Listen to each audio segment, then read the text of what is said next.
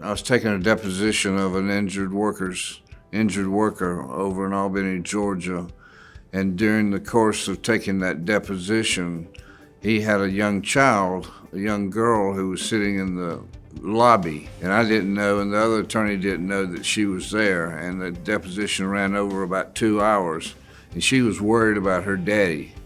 So she jumped up and ran into the room and stood between me and her daddy and threw her arms around him to protect him. And it hit me at that moment, here's this child, not on either side, but it's caught in the middle between the employer-insurer and the employee. And so much of her life would be denied her because she would not have the opportunities, just wouldn't have a chance. And so that bothered me during the course of that deposition. Then that kept going in my mind all the time.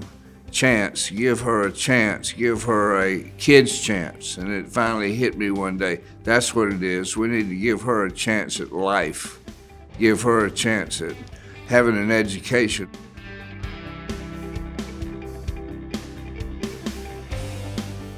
I called the claimant's attorney and a judge, and I told them, let's form a corporation and help these children.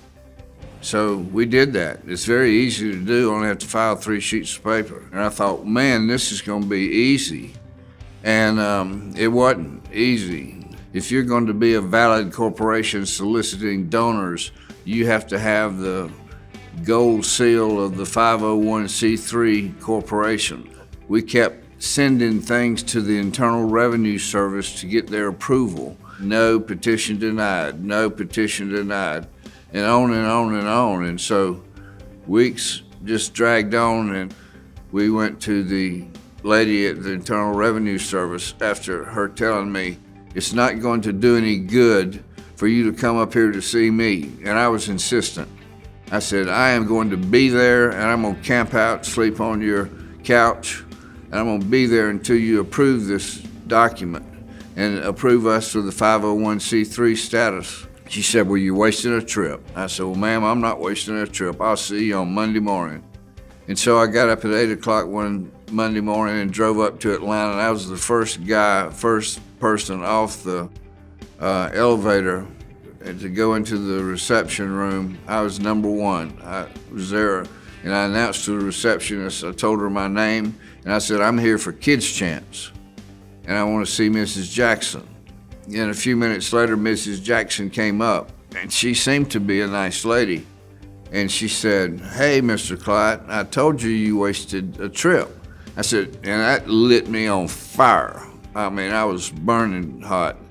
I said, no, ma'am, I have not wasted a trip. As I told you, I was going to come and I was going to stay until you approve this. And she said, whoa, wait a minute. You're forgetting something. I said, what is that? She said, I just approved your petition. 3 weeks later, in the governor's office in Georgia, we gave out the first 2 Kids Chance scholarships, and it started from there.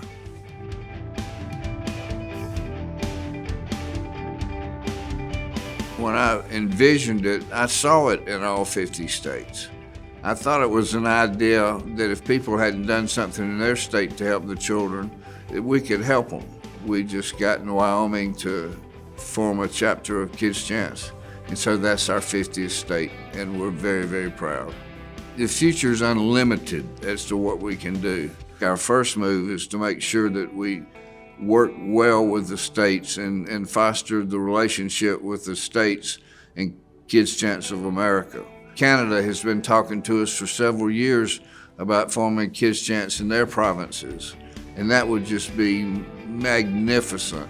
Australia is even called.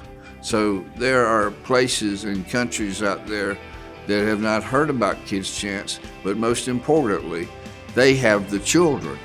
They have the children that we could be helping, that they could be helping. That's going to be a very important part of the future of Kids Chance, is finding these children and helping them, because every day somebody falls through the cracks. Every day we miss one, and we're going to change that.